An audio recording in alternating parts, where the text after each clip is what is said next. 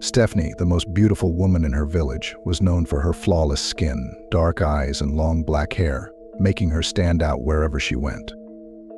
People admired her grace, but Stephanie wanted more than compliments. She wanted wealth and comfort. She ignored many kind suitors because none could afford the life she dreamed of.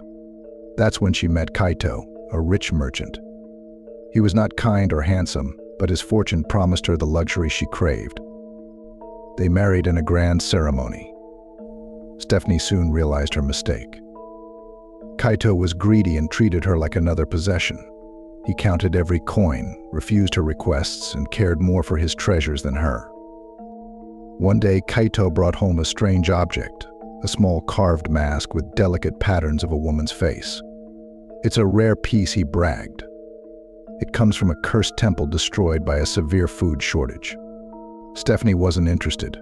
She wanted the silk kimono she had asked for, not another dusty trinket, just cluttering up the shelf.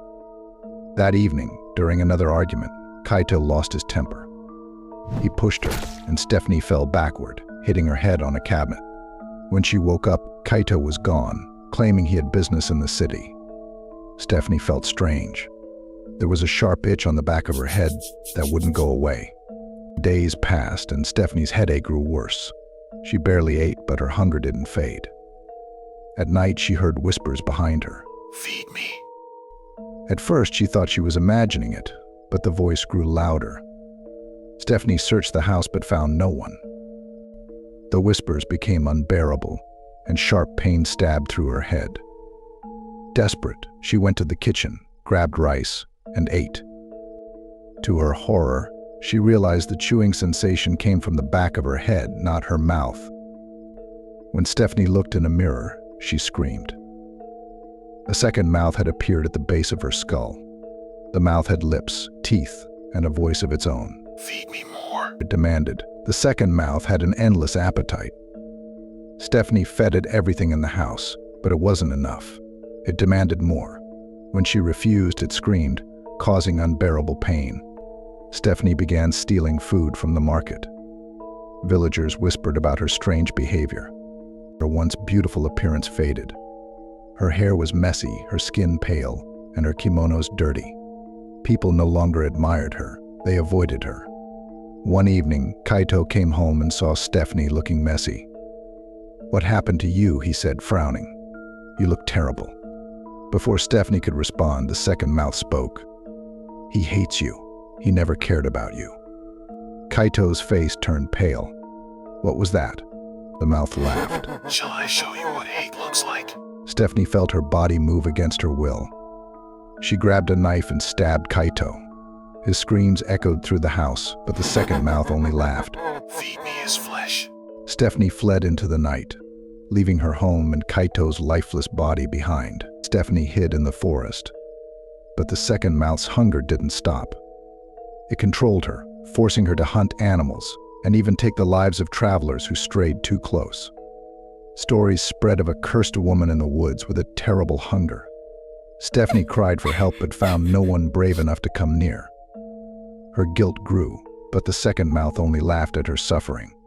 One day, Stephanie found a priest living in the mountains. She begged him to save her. The priest studied her carefully. "You carry a curse, one born of your greed and pride. This mouth feeds on more than just food. It consumes your very soul." Stephanie begged for a way to break the curse. The priest sighed. "The spirit is tied to the mask your husband brought home. Destroy the mask, and you may free yourself. But be warned, it will not let go easily." Stephanie returned to her abandoned home to find the mask. As soon as she touched it, the second mouth screamed in rage. Shadows gathered around her, forming the shape of a woman with hollow eyes and a gaping mouth. The spirit attacked, scratching at Stephanie's face. Pain hit her head as the second mouth screamed.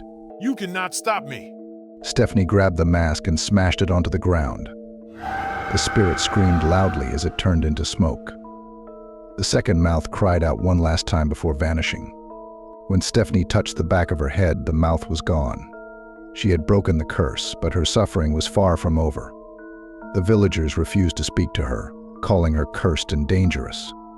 Stephanie's beauty had vanished, replaced by a hollow, haunted look. At night, when the world was silent, she could still hear it. A faint, distant whisper in the back of her mind. Feed me. What would you do if greed consumed you like it did Stephanie?